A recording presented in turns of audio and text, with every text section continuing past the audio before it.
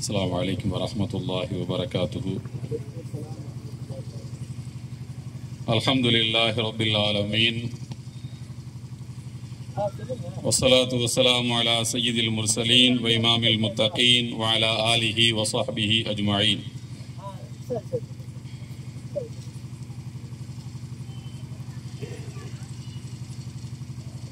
Panruti police line மஹல்லா நிர்வாகம், இஸ்லாமிய இளைஞர் பேரவை மற்றும் கடலூர் நெல்லிக்குப்பம் பண்ருட்டி வட்டார ஜமாத்துல் உலமா சபை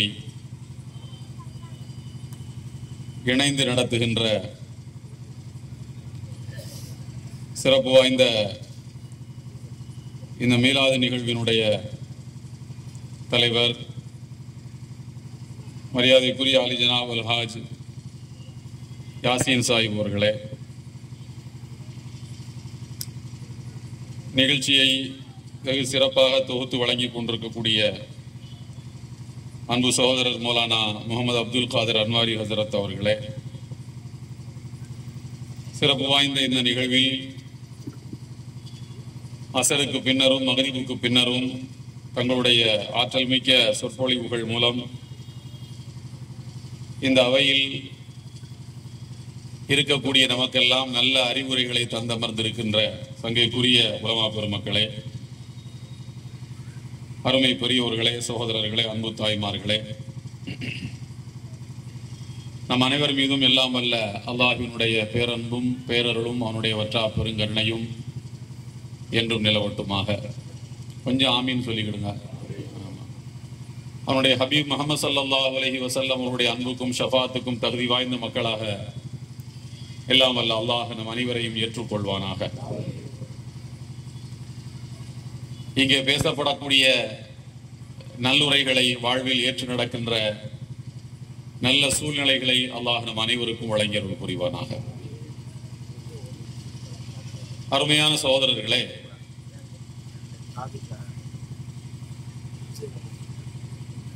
ஒழுக்கம் தனி மனித வாழ்விலும் ஒரு சமூக வாழ்விலும் மிக முக்கியமான ஒன்று. ஒழுக்க கேடுகளால் அழிந்த சாம்ராஜ்யங்கள் உலகத்திலே உண்டு. ஒழுங்கீனங்களால் வீழ்ந்த தனி நபர்கள் உண்டு, குடும்பங்கள் உண்டு, பாரம்பரியம் உண்டு. ஒழுக்கங்கெட்ட செயல்களால் அரசியலில் காணாமல் போன தலைவர்கள் உண்டு. எவ்வன அழகிகளால் வீழ்ந்தது ரோமராஜ்யம் என்று அண்ணாதுரை சொல்வார். எனவே ஒழுங்கீனம் ஒரு மனிதன் தனக்கு தானே வைத்துக் கொள்ளக்கூடிய வேட்டு. ரசூலுல்லாஹி ஸல்லல்லாஹு அலைஹி வஸல்லம் அவர்கள் பாரங்கும் இஸ்லாத்தை பரப்ப வேண்டும், இந்த அறநெறிக்குள்ளே அனைத்து மக்களையும் கொண்டு வர வேண்டும் என்று அவர்கள் திட்டமிட்ட போது, அதற்காக உழைத்த போது, அவர்கள் மக்கள் மத்தியிலே முதலில் நிலைநாட்ட விரும்பியதும் நிலைநாட்டியதும் ஒழுக்கத்தை தான்.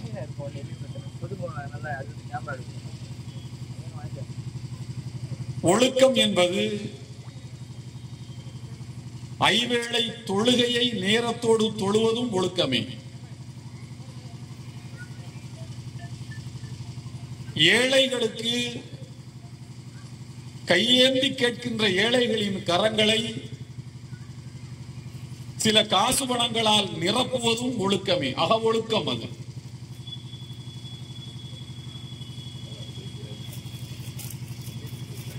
அகம் சார்ந்த ஒழுக்கம், புறம் சார்ந்த ஒழுக்கம் என்று ஒழுக்கத்தின் எல்லா வகைகளையும் நபிகள் நாயகம் ஸல்லல்லாஹு அலைஹி வஸல்லம் அவர்கள் இந்த மண்ணில் நிலைநாட்டினார்கள். இமாம் கஸாலி ரஹ்மத்துல்லாஹி சொல்வார்கள்,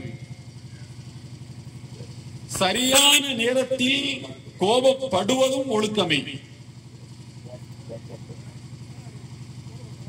கோபத்தை அடக்குவது ஒழுக்கம் என்றால் சரியான நேரத்தில் கோபத்தை வெளிப்படுத்துவதும் ஒழுக்கமே. ரசூலுல்லாஹி ஸல்லல்லாஹு அலைஹி வஸல்லம் அவர்கள் கோபப்பட்டதே இல்லையா?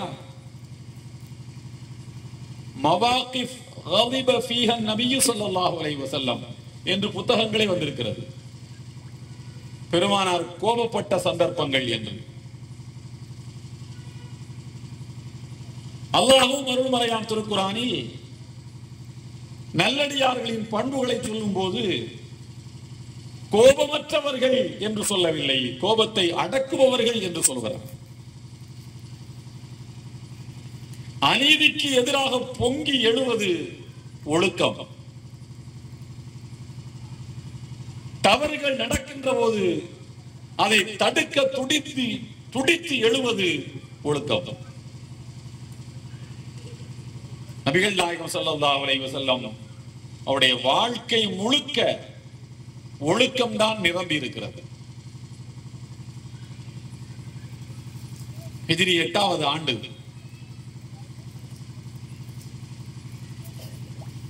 எட்டு ஆண்டுகளுக்கு முன்னர் எந்த மக்கா நபிகள் நாயகம் ஸல்லல்லாஹு அலைஹி வஸல்லம் அவர்களை இந்த மண்ணிலே வாழக்கூடாது என்று துரத்தியதோ, இருக்கக்கூடாது என்று சொன்னதோ, எந்த மக்கா பெருமானாரை கொல்ல வேண்டும் என்று ஆலோசனை நடத்தியதோ, அந்த மக்காவுக்குள் 8 ஆண்டுகள் கழித்து நபிகள் நாயகம் ஸல்லல்லாஹு அலைஹி வஸல்லம் வருகிறார்கள்.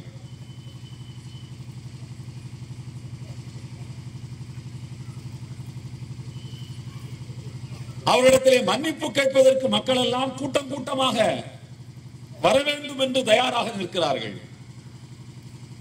இன்னும் சிலரோ மன்னிப்பு கேட்டால் கிடைக்காது என்று விரக்தியிலே ஓடி ஒளிந்து கொண்டிருக்கிறார்கள். நபிகள் நாயகம் ஸல்லல்லாஹு அலைஹி வஸல்லம் அவர்கள் மக்காவுக்குள்ளே நுழையும் போது எப்படி நுழைந்தார்கள் என்பதை அணுவணுவாக வரலாறு பதிவு செய்திருக்கிறது. அவர்கள் ஒட்டகத்தில் ஏறி வந்தார்கள். அவர்கள் அணிந்திருந்த ஆடை 40 திர்ஹத்துக்கும் அதிகம் இல்லை அதன் விலை. ஒட்டகத்தில் வரும்போது நெஞ்சை நிமிர்த்தவில்லை, தலையை கவிழ்ந்து வந்தார்கள். இப்படி எல்லாம் எழுதுகிறார்கள். அலிமியான் அவர்கள் சொல்வார்கள், ஏன் நபிகள் நாயகம் ஸல்லல்லாஹு அலைஹி வஸல்லம் ஒட்டகத்தில் வந்தார்கள், ஏன் குதிரையிலே வந்திருக்க கூடாதா? குதிரை ஒரு இடத்துல இருந்தது, கோவேறு கழுத இருந்தது. ஏன் ஒட்டகத்திலே மக்காவுக்குள் வந்தார்கள் என்றால், ஒட்டகம் சாதுவான பிராணி. குதிரை என்பது கம்பீரத்தை காட்டுகின்ற பிராணி. குதிரையினுடைய பண்பு என்னவென்றால், தனக்கு மேலே ஒருவன் ஏறி அப்படி ஜம்ப் பண்ணி ஏறி குதிரையிலே உட்கார்ந்தால் அவன் உட்காருகிற வேகத்தை வைத்து குதிரை கண்டுபிடித்து விடும் இவன் ஏற்கனவே குதிரை ஏற்ற பயிற்சி எடுத்திருக்கிறானா இல்லையா என்று. அவ்வளவு நுட்பமான அறிவு பெற்றவை குதிரைகள். ஏறி உட்கார்ற ஸ்டைல்ல தெரிஞ்சிடும். அதை சரியாக அனுமானிக்க முடியாவிட்டால் ஒரு முறை தன்னுடைய முன்கால்கள் இரண்டையும் அப்படியே தூக்கி சப்தமிட்டு அவனுடைய பிடியை பரிசோதித்து விடும். சரியாத்தால் அங்கான பிடிச்சிருக்கானாண்டு. அப்போதும் அனுமானிக்க முடியவில்லை என்றால் கொஞ்சம் கீழே தள்ளுவதற்கு முயற்சிக்கும். என் மேலே ஏறி உட்காரவனுக்கு ஒரு தகுதி இருக்க வேண்டும் என்று நினைப்பது குதிரை. ஒட்டகம் அப்படி அல்ல. உன்னை அறுக்க போறோம் என்று ஒட்டகத்தில் சொன்னாலும் காது கொடுத்து கேட்கும். ஒட்டகத்தை எப்படியா அறுக்கப்படும் போது நீ யாராவது பாத்துருக்கீங்களா? அறுக்கப்படுற மெத்தட் தெரியுமா? ஒட்டகம் அறுக்கிற மெத்தட், 4 கால்கள், அதுல இடது கால அப்படி மடக்கி கயிறு வச்சு கட்டிடுவாங்க. ஒரு கத்தி எடுத்து ஒட்டகத்தினுடைய அந்த உயிர் நரம்பு இருக்கக்கூடிய பகுதியில் அப்படியே கிழிச்சு விடுவாங்க. அப்படி ரத்தம் வடிஞ்சு தானா அப்படி சரியும். மடக்கப்பட்ட கால் எந்த பகுதியில் இருக்குது அப்படி சரிஞ்சு விடும். காலை மடக்கும் போதே ஒட்டகத்துக்கு தெரியும் நம்மள அறுக்க போறாங்க. கழுத்தை கொடுத்துக்கிட்டே நிற்கும். சாதுவான பிராணி. குதிரை இவன் ஏறி உட்கார்ந்தால் அவனுடைய வீரத்தை சோதிக்கும். ஒட்டகம் அறுக்க முற்பட்டால் கூட கழுத்தை கொடுக்கும். இதுதான் வித்தியாசம். நபிகள் நாயகம் ஸல்லல்லாஹு அலைஹி வஸல்லம் அவர்கள் மக்கா வெற்றி கொண்டு மக்காவுக்குள் நுழையும் போது, தோற்று போன மக்களை சந்திக்க கிளம்பும் போது ஒட்டகத்திலே வந்தார்கள். நான் சாதுவானவன், உங்களிடத்தில் நான் சாதுவாகவே நடந்து கொள்ள போகிறேன் என்று இன்டைரக்டாக ஒரு இண்டிகேஷன், மறைமுகமான ஒரு தகவலை நபிகள் நாயகம் ஸல்லல்லாஹு அலைஹி வஸல்லம் தோற்று போன மக்களுக்கு கொடுக்கிறார்கள். அவர்கள் அணிந்திருந்த ஆடை, ஒருவன் வெற்றி பெற்று விட்டால் பதவியேற்பு விழாவில் எத்துணை கம்பீரமான ஆடைகளை வாங்கி அணிந்து கொள்வார்கள். எனக்கு ஆடை வைப்பதற்கு உள்ளூரிலே ஒருவருக்கும் தகுதி இல்லை, அந்த தகுதி எல்லாம் வெளிநாட்டுக்காரனுக்கு தான் உண்டு என்று வெளிநாட்டிலே தைத்து கொண்டு வந்து அணிந்து கொள்வார்கள் அந்த ஒரு மணி நேரத்துக்காக. நபிகள் நாயகம் ஸல்லல்லாஹு அலைஹி வஸல்லம் அவர்கள் அணிந்திருந்த ஆடை, மக்கா வெற்றியின் போது அணிந்திருந்த ஆடை 40 திர்ஹத்துக்கு கூட பெறுமதி ஏற்றதாக இருந்தது. அது இரண்டாவது இண்டிகேஷன். நான் எளிமையானவன், நான் சாதுவானவன், நான் எளிமையானவன். தலை கவிழ்ந்து வந்தார்கள். நான் பணிவானவன், நான் ஆணவக்காரன் அல்ல. தோற்று போன மக்களிடத்திலே நெஞ்சை விடைத்து காட்டுகின்ற, என் மார்பின் அங்குலத்தை எண்ணிலடங்காத எண்ணத்துக்குள்ளே வெளிப்படுத்தி காட்டுகின்ற வீரன் என்ற பெயரில் ஒளிந்திருக்கும் கோழை அல்ல நான். நான் உண்மையில் வீரன், எனவே நான் பணிவானவன்.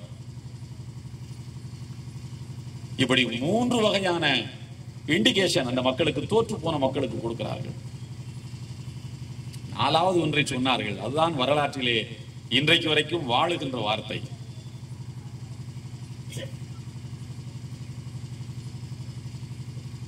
யார் காபத்துல்லாவின் திரையை பிடித்துக் கொண்டு நிற்கிறாரோ அவருக்கு மன்னிப்பு. யார் தன்னுடைய வீட்டுக்குள்ளே சென்று கதவை பூட்டிக் கொள்ளுகிறாரோ அவருக்கு மன்னிப்பு. கடந்த காலங்களிலே என்னை அவர் திட்டி இருக்கலாம், பழித்திருக்கலாம், என் கொள்கைக்கு எதிராக அவர் முரசொட்டி போர்க்களத்துக்கு வந்திருக்கலாம், ஆயுதங்களை தூக்கிக் கொண்டு எனக்கு எதிராக அவர் சமர்க்களத்திலே வந்து குவிந்திருக்கலாம் கூட்டத்தோடு. தன் வீட்டுக்குள்ளே சென்று இப்போது கதவை பூட்டிக் கொண்டால் அவருக்கு மன்னிப்பு. இதுவெல்லாம் செய்தி இல்லை. அதற்கடுத்து சொன்னார்கள், யார் அபூ சுஃபியானுடைய வீட்டுக்குள்ளே செல்லுகிறாரோ அவருக்கும் மன்னிப்பு என்றார். எல்லோருக்குமே சொந்த வீடு இருக்கும் போது, சொந்த வீட்டுக்குள்ளே சென்று கதவை பூட்டிக் கொள்ள வாய்ப்பு இருக்கும் போது, தன் சொந்த வீட்டுக்குள்ளே கதவை பூட்டிக் கொண்டாலும் மன்னிப்பு கிடைக்கும் என்று அறிவிக்கப்பட்டதற்கு பிறகு அபூ சுஃபியானின் வீட்டுக்குள்ளே சென்றவருக்கும் மன்னிப்பு என்று ஏன் சொன்னார்கள் நபிகள் நாயகம் ஸல்லல்லாஹு அலைஹி வஸல்லம் என்றால், அவர்தான் அன்றைக்கு மக்காவின் தலைவர். காபத்துல்லாஹ்வுடைய திரையை பிடித்தால் மன்னிப்பு, அபூ சுஃபியான் வீட்டுக்குள் சென்றால் மன்னிப்பு என்று காபத்துல்லாவையும் தோற்று போன மக்களின் தலைவனின் வீட்டையும் ஒரு நேர்கோட்டில் வைத்து மக்களுக்கு அறிவிக்கிறார்களே, அது அவர்களுடைய பெருந்தன்மை.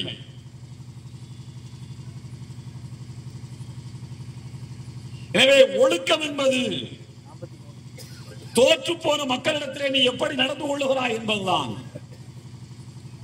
பலவீனமானவர்களிடத்திலே நீ எப்படி நடந்து கொள்ளுகிறாய் என்பதுதான், வயதிலே சிறியவர்களிடத்திலே நீ எப்படி நடந்து கொள்ளுகிறாய் என்பதுதான்.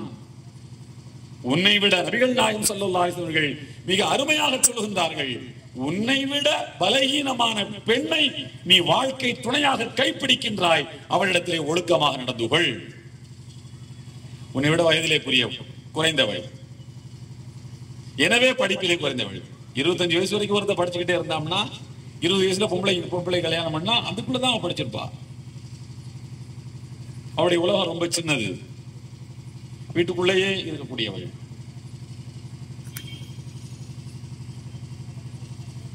புஜபலத்தில் ஆணை விட பலகீனமானவள். எனவே உனக்கு கீழே இருக்கின்ற பலவீனமானவர்களிடத்தில் நீ ஒழுக்கத்தோடு நடந்து கொள் என்று நபிகள் நாயகம் ஸல்லல்லாஹு அலைஹி வஸல்லம் அறிவுறுத்துகிறார்கள். அதை தன் குடும்பத்தில் அவர்கள் செயல்படுத்தினார்கள். குடும்பத்துக்குள்ளே மாத்திரமல்ல, ஒரு ராஜாங்கத்திலும் அதை அவர்கள் செயல்படுத்தினார்கள்.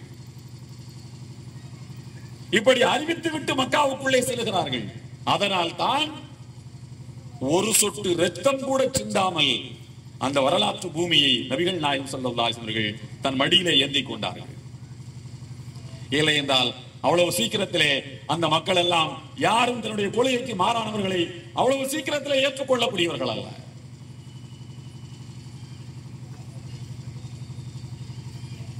அதோடு வரலாற்றில் இன்னொரு செய்தி,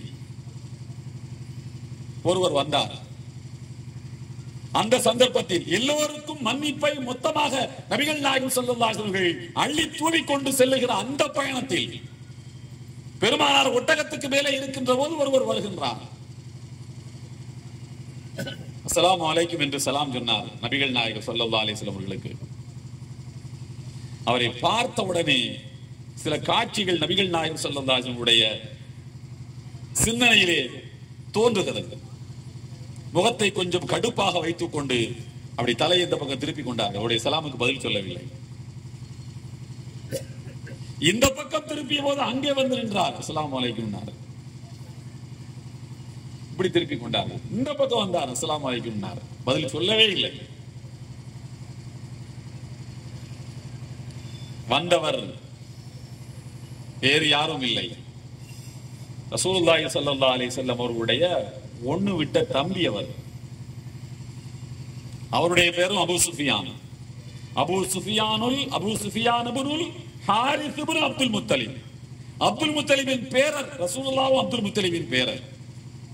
அவருடைய வாப்பா பேர் ஹாரிஸ், ரசூலுல்லாஹ் பேர் அப்துல்லா, ரெண்டு பேரும் அண்ணன் தம்பி. இவர் நேராக ஓடி போகிறார் அலி ரலியல்லாஹு இடத்துல. அவர் அலியை விட வயதிலே மூத்தவர். அவர் தம்பி, நம்ம அண்ணன் ரசூலுல்லாஹ்வுக்கு நான் சலாம் சொன்னேன், பதில் சொல்லவில்லை. முகத்தை திருப்பி கொண்டார்கள். அந்த பக்கம் போய் சொன்னேன், அந்த பக்கம் திருப்பி கொண்டார்கள். அலி ரலியல்லாஹு அன்ஹு சொன்னார்கள், அது ஒரு விஷயம் இல்லையே, ரசூலுல்லாஹ்விடமிருந்து பதில் சலாத்தை பெறுவது, அவரிடத்தில் இருந்து மன்னிப்பை பெறுவது ரொம்ப எளிமையான ஒன்று. ஆனால் அது ஏன் உனக்கு கிடைக்கவில்லை என்பதுதான் எனக்கு புரியவில்லை என்றார்.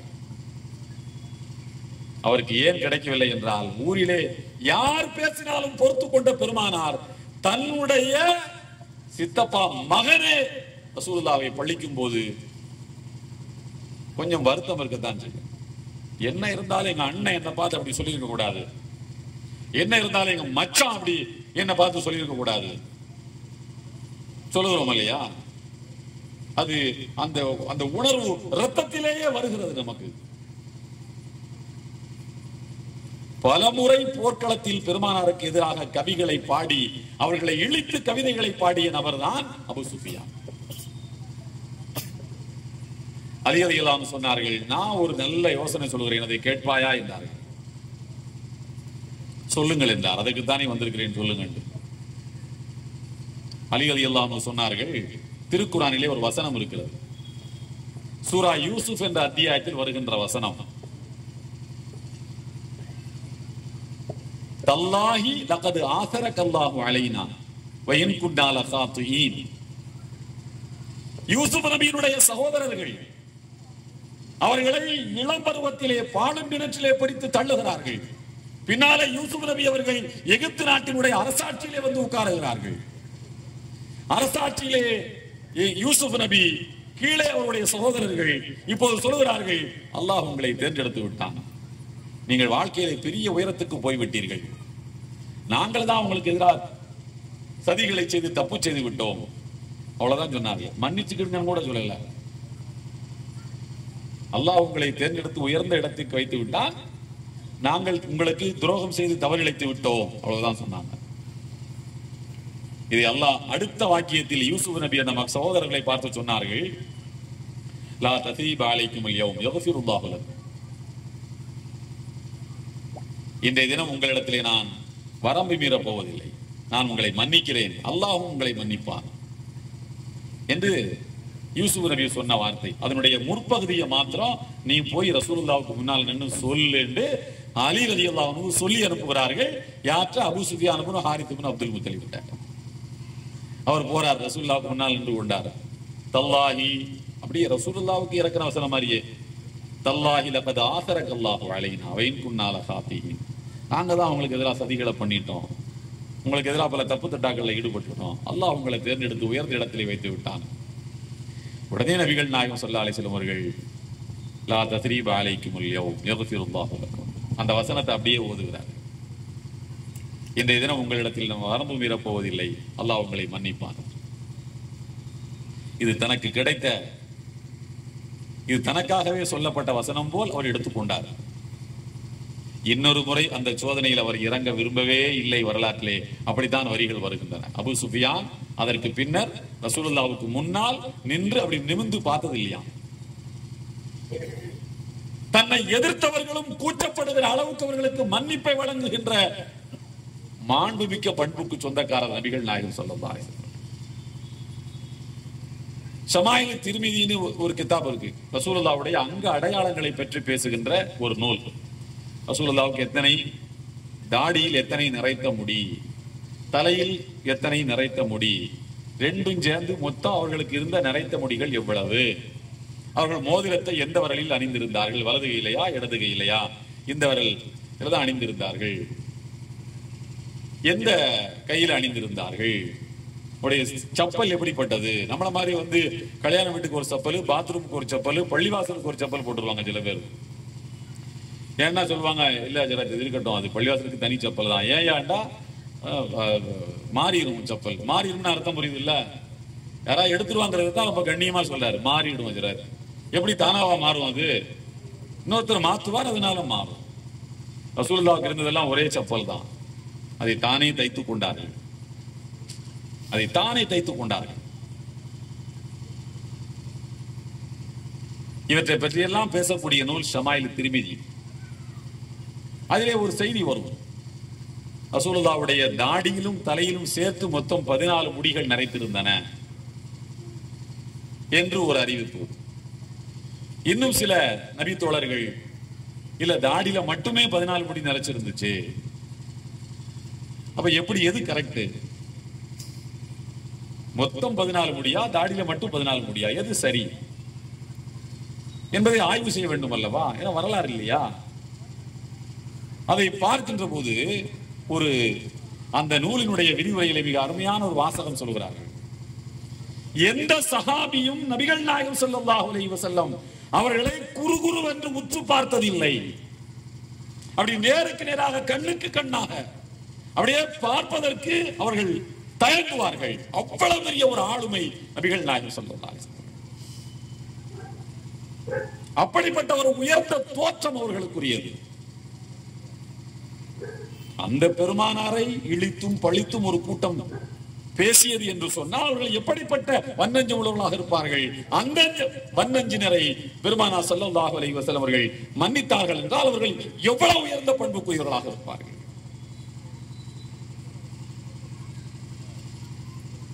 சோதரர்களை இன்னொன்று உங்களுக்கு சொல்கிறேன். உங்களுக்கு எல்லாம் நீங்க பயான்ல நிறைய கேள்விப்பட்டிருப்பீங்க. ரசூலுல்லாஹ்வுக்கு எது ரொம்ப பிடிக்கும்? ஆட்டுடைய இறைச்சியில முன்சப்பை தான் ரொம்ப பிடிக்கும். ஹதீஸ்ல இருக்கு, சஹாபாக்கள் சொல்றாங்க, மாட்டினுடைய முன்சப்பை, முன்கால் சப்பை ரசூலுல்லாஹ்வுக்கு பிடிக்கும். ஒரு விருந்துக்கு ரசூலுல்லாஹ் போகிறார்கள், என்ன ஆட்டிறைச்சி முன்சப்பை ஒண்ணு எடுத்துட்டு வாங்குறாங்க. எடுத்து கொண்டு வந்து கொடுக்கப்பட்டது, ரசூலுல்லாஹ் பிச்சு பிச்சு சாப்பிட்டாங்க. இன்னொரு முன்சப்பை இருக்குமே, அதை எடுத்துட்டு வாங்கினாங்க, அதையும் கொண்டு வந்து கொடுத்தாங்க, அதையும் சாப்பிட்டாங்க. இன்னொரு முன்சப்பை எடுத்துட்டு வாங்கினாங்க. ஒரு ஆட்டுக்கு 2 முன்சப்பை தான் சொன்னேன். எல்லாம் ஏன்பா கேக்குறீங்க, போய் கையை விட்டா வந்துடும், அது கேள்வி கேட்டீங்களா எப்படி வரும்னு சொன்னாங்க. முன்சப்பா உங்களுக்கு பிடிக்கும்னா ஹதீஸ்கள்ல இருக்குது. ஆனால் இதையெல்லாம் சொல்ல வேண்டியது யார்? ரசூலுல்லாஹ்வுக்கு எந்த உணவு பிடிக்கும் பிடிக்காதுன்னு யார் சொல்லணும்? மனைவி தான் சொல்லணும். ஏன்னா அவங்க தானே சமைத்து போடக்கூடியவர்கள். அன்னை ஆயிஷா ரலியல்லாஹு அன்ஹா சொல்கிறார்கள், ரசூலுல்லாஹ்வுக்கு முன்சப்பை பிடிக்கும் என்று நபி தோழர்கள் சொல்லுகிறார்கள். அப்படி இல்லை. ஷமாயில் திர்மிதியிலே வரக்கூடிய ஹதீஸ் அப்படி கிடையாது. அது என்ன அப்படி கிடையாது? ஊரெல்லாம் பேசுகிறார்களே, சஹாபாக்கள் எல்லாரும் சொல்கிறார்களே, அது உண்மைதானே? நாங்க பார்த்திருக்கோமே, முன்சப்பை ரசூலுல்லாஹ் சாப்பிட்டு இருக்காங்களே.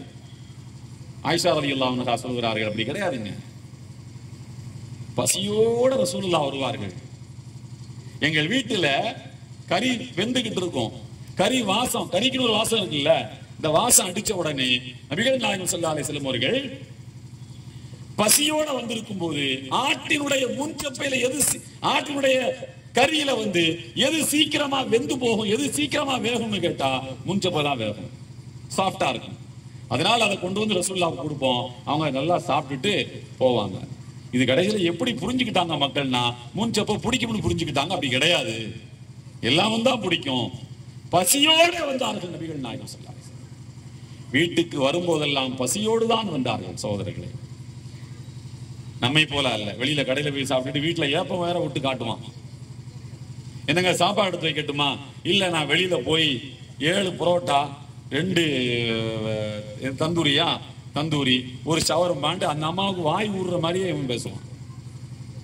இது ஒழுக்கமா? இது நீ ஒழுக்கம் என்றால் வேறு எதையோ நினைக்காதீர்கள். குடும்ப வாழ்விலே ஒழுக்கம் என்றால் வேறு எதையோ நினைக்காதீர்கள். மனைவிடத்திலே அன்பாக பேசுவது ஒழுக்கம். இன்னொரு பெண்ணை பற்றி மனைவிடத்திலே சொல்லாமல் இருப்பது ஒழுக்கம். பிறர் மனை நோக்காமல் இருப்பது ஒழுக்கம். பிறரை பார்த்து ஆசைப்படாமல் இருப்பது ஒழுக்கம். பிறரை பார்த்து ஏங்காமல் இருப்பது ஒழுக்கம். ஆடைகளிலே கண்ணியம் காப்பது ஒழுக்கம். நம்முடைய ஆடைகளிலே கண்ணியம் காப்பது ஒழுக்கம். இமாம் அஹ்மது ரஹ்மத்துல்லாஹி அவர்கள் இந்த மாதிரி ஜிப்பா போட்டிருந்தா மேல ஒரு துண்டு போட்டுக் கொள்வார்கள். ஆண்களும் கூட தன்னுடைய நெஞ்சை மறைத்துக் கொள்ள வேண்டும் ஒரு துண்டு போட்டு என்று சொல்வார்கள் இமாம் அஹ்மது ரஹ்மத்துல்லாஹி அவர்கள். தன்னுடைய பின்புறத்தை மறைக்கக்கூடிய அளவுக்கு மேலாடை இருக்க வேண்டும் என்று சொன்னார்கள். கீழாடை அல்ல சகோதரர்களே, கீழாடை கண்டிப்பா மறைச்சதா இருக்கும்.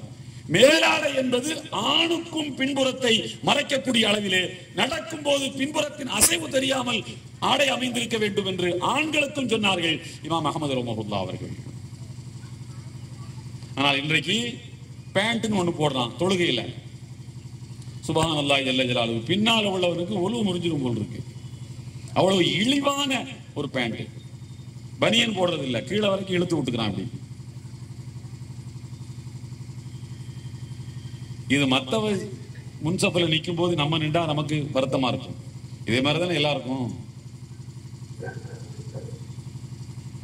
இவைகள் எல்லாம் ஒழுக்கத்தின் வரையறையின் கீழ் வருகின்றன. நான் பல இடங்களிலே சொல்லுவேன், எல்லோரும் பெண்களின் ஆடையை பற்றி மட்டுமே பேசிக் கொண்டிருக்கிறோம். அது பேசப்பட வேண்டும். அல்லாஹ் சொல்கிறான், ஆடை என்பது நான் வானத்திலிருந்து இறக்கி வைத்தேன். கத அன்சல்னா அலைக்கும் லிபாஸா, ஆடைகளை நான் வானத்திலிருந்து இறக்கி வைத்தேன் என்கிறான் அல்லாஹ். திருக்குர்ஆனை வானத்திலிருந்து இறக்கி வைத்தேன் என்று சொல்லக்கூடிய அதே சொல்லை ஆடைக்கு அல்லாஹ் பயன்படுத்துகிறான். அது ஆடையையும் திருக்குர்ஆனையும் ஒப்பிட்டு அல்லாஹ் சொல்வதாக கருதி கொள்ள வேண்டும். நான் சொல்கிறேன், எல்லோரும் பெண்களின் ஆடையை பற்றியே பேசுகிறோமே, ஆண்களின் ஆடை என்ன வாழுகிறது? ஆண்களின் ஆடைகள் நாளுக்கு நாள் கண்ணிய குறைவாக போய்கொண்டே இருக்கிறதா இல்லையா? ஹாஃப் ட்ரவுசரை போட்டு ட்ரெயின்ல முன்னால ஏறி உட்கார்ந்துக்கிறானே, அதுலயும் செல்போனை நோண்டும்போது காலுக்கு மேல வேற காலை போட்டு உட்கார்ந்துக்கிட்டு செல்போனை பார்த்துட்டு உட்கார்ந்துருக்கிறான். முன்னால நிக்கிறவன் மனுஷன் நினைச்சானா ஹயவான் நினைச்சானான்னு தெரியல, மிருகம் நினைச்சானான்னு தெரியல. இந்த அசிங்கத்தை எல்லாம் யாரிடத்திலே போய் சொல்லுவது? பேச்சிலே ஒழுக்கம், பேச்சிலே ஒழுக்கம். இமாம் கஸ்ஸாலி ரஹ்மத்துல்லாஹி அலைஹி அவர்களிடத்திலே கவனமா கேளுங்க. ஒருவர் வந்தார், வந்து கேட்டார், இமாம் கஸ்ஸாலி அவர்களே, மா ஹுக்குமு தாரிக்கு ஸலாத், ஒருவர் தொழுகையை வேண்டும் என்றே விடுகின்றார், அவருக்கு என்ன சட்டம் என்று கேட்டான். கேள்வி புரியுதா? வேண்டும் என்றே ஒருவன் தொழுகையை விட்டு விட்டான், அவனுக்கு என்ன சட்டம் என்று. இமாம் கஸ்ஸாலி ரஹ்மத்துல்லாஹி அவர்கள் சொன்னார்கள், தாஹுது பி யதிஹி வ தஅதி பிஹி இலா ஸலாத், அவன் கையை பிடித்து இழுத்து அவனை நீ தொழுகைக்கு கூட்டிட்டு வர வேண்டும், அதுதான் சட்டம் என்றார்கள். நீ என்ன அவனுக்கு சட்டம் கேட்கிற? உனக்கு சட்டம். தூரத்தன் தொழுகையை விட்டு விட்டான், அவனுக்கு அவன் சட்டத்தை விடியா, உனக்கு என்னையா சட்டம்? அவனை நீ தொழுகைக்கு கூட்டிட்டு நீனும் சேர்ந்து வா, அதுதான் சட்டம் என்று சொன்னார். சட்டத்தை யாருக்கு கேட்பது? நமக்கு கேட்க வேண்டும். ஹஜ்ரத் அப்பாஸ் ரலியல்லாஹு அன்ஹு ரசூலுல்லாஹை விட சில வயது மூத்தவர்கள். ரசூலுல்லாஹ்வுக்கு சின்ன வாப்பா. அப்பாஸ் ரலியல்லாஹு அன்ஹு ரசூலுல்லாஹ்வுடைய வாப்பாவும் அண்ணன் தம்பி. அவரிடத்திலே ஒருவர் வந்து கேட்டார், அந்த அக்பரு அம் ரசூலில்லா, நீங்கள் பெரியவரா ரசூலுல்லாஹ் பெரியவங்களா என்று கேட்டார். அப்பாஸ் ரலியல்லாஹு அன்ஹு சொன்னார்கள், ஹுவ அக்பரு மின்ஹு வ அன அஸன்னு மின்னி. அவர்கள் என்னை விட பெரியவர், நான் அவர்களை விட மூத்தவன். வித்தியாசத்தை பாருங்க. நான் ரசூலுல்லாஹை விட பெரியவன் சொல்றதுக்கு அவங்களுக்கு வாய் வரல. அவர்கள் என்னை விட பெரிய, ஹுவ அக்பரு மின்ஹு வ அன அஸன்னு மின்னி. ஹுவ அக்பரு மின்னி, என்னை விட அவர்கள் பெரியவர், அவர்களை விட நான் வயதில் மூத்தவர். இந்த வார்த்தையில ஒழுக்கம் வேண்டும். ஒரு வார்த்தை கொல்லும், ஒரு வார்த்தை வெல்லும், ஒரு வார்த்தை கொல்லும். வார்த்தையில் ஒழுக்கமும் முக்கியம். பெரும்பாலும் கணவன் மனைவிக்கு இடையிலே சண்டை சச்சரவுகள் வருவது வார்த்தை விளையாட்டுகளில் தான். என்கிட்ட ஒருத்தர் வந்தாரு, அதுல எங்க வச்சுனா சிக்னல்ல வச்சு, அஸ்ஸலாமு அலைக்கும் ஹஜ்ரத், ஹெல்மெட் போட்டு கண்டுபிடிச்சிட்டாருங்க. ஜிப்பாலாம் பார்த்து அஸ்ஸலாமு அலைக்கும் வலைக்கும் ஸலாம். சிக்னல் தான் இப்பதான் ஒரு 2 நிமிஷம் தான் வருது, 120 செகண்ட் போடுறாங்க சிக்னல் தான் இப்போ. என்ன என்ன பாய், உங்கள்ட்ட விஷயம் பேசணும். அப்படியா பொள்ளையா சொல்லுவாங்க, இல்ல எப்பவுமே சொல்லிடுறேன் சிக்னல்ல வச்சு. என்ன விஷயம் பாய்? இல்ல ஒண்ணு இல்ல, வீட்டுல சரி, வீட்டுல பேச்சு தாங்க முடியல, சரி வாயை கட்டணும். அவர் நம்மள ஏதோ தாவுஸ் எல்லாம் கட்டுறவங்க நினைச்சுக்கிட்டாரு நம்மள்ட்ட. வீட்டுல வாயை கட்டணும். வாயை கட்டுறதுக்கு நான் என்ன பண்ண முடியும்? அது உன் கையில தான் இருக்கு. நீ அவங்கள்ட்ட உட்கார்ந்து பேசு.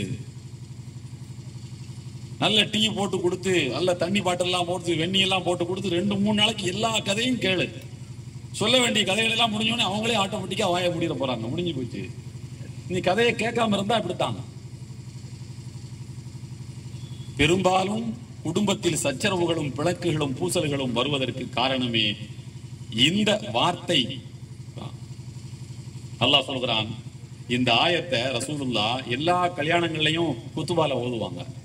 நாம சொல்ல போற ஆயத்தை என்னண்டா, கூலு கௌலன் சதீதா, சொல்லுவதை நேரடியா சொல்லுங்க. சுத்தி வளைச்சு அப்படி இப்படி டபுள் மீனிங்ல அப்படி இப்படிலாம் சொல்லாதீங்க. எது வேணுமோ உங்களுக்கு, சேலை வேணும்னா சேலை வேணும், வாங்கி தர முடியாதுன்னா இப்ப காசு இல்ல வாங்கி தர முடியாது, எதுவாக நேரடியா பேசுங்க. உங்க அத்தா மட்டும் வாங்கி கொடுத்தாரோ, ஏன் உங்க அத்தாட்ட போய் கேட்க வேண்டியதானா? உங்க குடும்பம் பூரா சந்திக்கு வந்துடும். உங்க தாத்தா பாட்டா 5 தலைமுறைக்கு முன்னால எல்லாம் தெரிஞ்சு வச்சுட்டு தானே வர்றாங்க அவங்கள்ட்ட வரும்போதே. வார்த்தை ஒழுக்கம் மிக முக்கியமானது. ஹஜ்ரத் உமர் ரலியல்லாஹு தஆலா அவர்கள் இரவு நேரத்தில் நகர்வரம் வருகின்ற பழக்கம் அவர்களுக்கு உண்டு. கொஞ்சம் தூரத்திலே தீ எரிந்து கொண்டிருக்கிற, தீனா அடுப்பு மூட்டி கொண்டிருக்கிறார்கள் உணவு சமைக்கிறதுக்காக.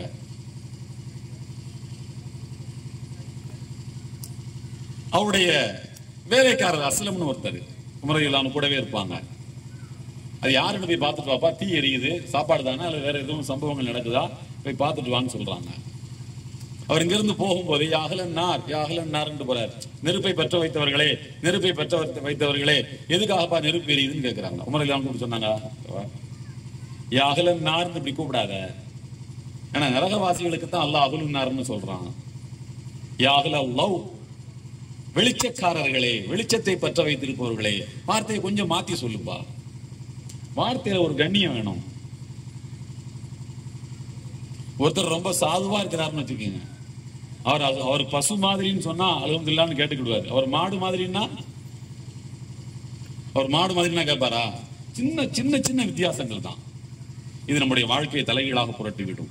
இது ரசூலுல்லாஹ்வுடைய வாழ்க்கையிலும் இந்த வார்த்தை வித்தியாசங்களை அவர்கள் கடைபிடித்திருக்கிறார்கள். வார்த்தை ஒழுக்கம், பார்வை ஒழுக்கம்.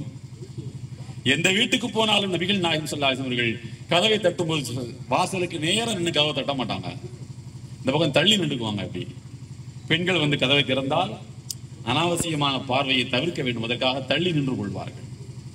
சின்ன சின்ன ஒழுக்கம் தான் சகோதரர்களே, சின்ன பிரச்சனை தான். ஆனால் அது வளர்ந்தால், பெரிதானால் ஒரு பெரிய ஆபத்தில் கொண்டு போய் முடியும். அந்த ஒழுக்கத்தை நபிகள் நாயகம் ஸல்லல்லாஹு அலைஹி வஸல்லம் அவர்கள் தொடக்கத்திலேயே கடைபிடித்தார்கள். எனவே ஒழுக்கம் என்பது நீங்க ஏதோ பெரிதாக நினைத்துக் கொள்ள வேண்டாம். நம்முடைய அன்றாட வாழ்வில், நான் தான் சொன்னேன் உங்களுக்கு, ஐவேளை தொழுகையை நேரம் தவறாமல் தொழுவது ஒரு பெரிய ஒழுக்கம். அல்லாஹ் சொல்லுகின்றான், தொழுகை மானக்கேடான செயலை விட்டு உங்களை தடுக்கும். ஏனென்றால் ஒது செய்கிறீர்கள், இரையச்சத்தோடு அவனுக்கு முன்னால் என்று நீங்கள் கை கட்டி நின்று அவனை வணங்குகிறீர்கள். தொழுது முடித்து விட்டு அல்லாஹ்விடத்திலே ஒரு அடிமையை போல கெஞ்சுகிறீர்கள். அல்லாஹ் நம்மளை விட்டுருவானா? இப்படி வாழ்வினுடைய சின்ன சின்ன அசைவுகளிலும் யார் ஒழுக்கத்தை கடைபிடிக்கின்றார்களோ அவர்கள்தான் நபி வழியில் செல்பவர்கள். கண் பார்வையிலும் பெருமானார் கவனமாக இருந்தார்கள். ஒரு முறை அவங்க ரசூலுல்லா முடி நிறைய வச்சிருப்பாங்க. அப்படி இதுவரைக்கும் அவங்களுக்கு கையில ஒரு சின்ன குச்சி மாதிரி வச்சிருப்பாங்க. அதை வச்சு அந்த முடியில அந்த ரெண்டு முடிகளும் ஒட்டி கொள்ளும் இல்லையா, அது அப்படியே அந்த சிக்கல் இருக்கும்ல, அதை அப்படியே இந்த சிக்கல் அப்படி எடுத்துக்குவாங்க. அப்படி முடியில இருந்து தானாக அப்படி சீவி கொள்வாங்க. அந்த நேரத்தில் ஒருத்தருடைய வாசல்ல எட்டி பாக்குறாரு, ரசூலுல்லா இருக்காங்களா அப்படின்ட்டு. ரசூலுல்லா பார்த்தோடனே அப்படி ஒளிகிறாரு பின்னால. கூச்சம் அவருக்கு, வேற தப்பான மனிதர் கிடையாது. திரும்ப பார்த்தா அப்படி எட்டி பார்க்கிறாரு. ரசூலுல்லா அப்படி எட்டி பார்ப்பாங்க, எப்படி பின்னால வர்றது. மூணாவது தடவை எட்டி பார்த்தாருல, ரசூலுல்லா அந்த கையில ஒரு கம்பி மாதிரி வச்சிருந்தாங்கல்ல தலை சீவுறதுக்கு, அதை வச்சு அப்படின்னாங்க. கண்ணை குத்திடுவேன் அர்த்தம். அவருக்கு ஷைத்தான் இங்க கண்ணுல இருந்து ஆரம்பிக்கும். இதுதான் ஷைத்தானுடைய விசந்தடவப்பட்ட அம்பு.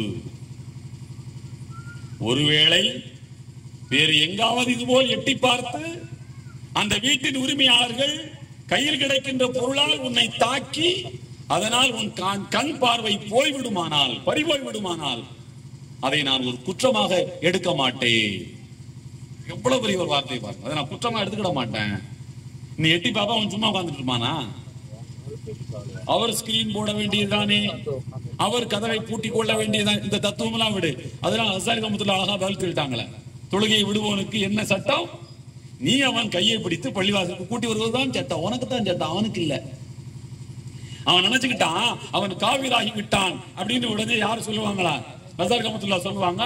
உடனே இவன் வெளியே என்ன சொல்லுவாங்கன்னா, தொழுகையை விட்டவன் காஃபிர் ஆயிட்டான்னு கசாலி இமாம் சொன்னதா சொல்ல மாட்டான். நீ காஃபிர் ஆகி விட்டான்னு கசாலி இமாம் சொல்லிட்டாருன்றான். பத்துவாக்களை எல்லாம் அப்படி சுருக்கி சுருக்கி ஒரு ஆளுக்கு மேல ஏவக்கூடிய அம்புகளாகத்தானே நாம் பயன்படுத்தி கொண்டிருக்கிறோம். மார்க்கம் என்ன விளையாட்டு காரியமா? எனவே கண் பார்வையில் ஒழுக்கம், பேச்சில் ஒழுக்கம், செவிகளை பாதுகாத்துக் கொள்வதில் ஒழுக்கம்,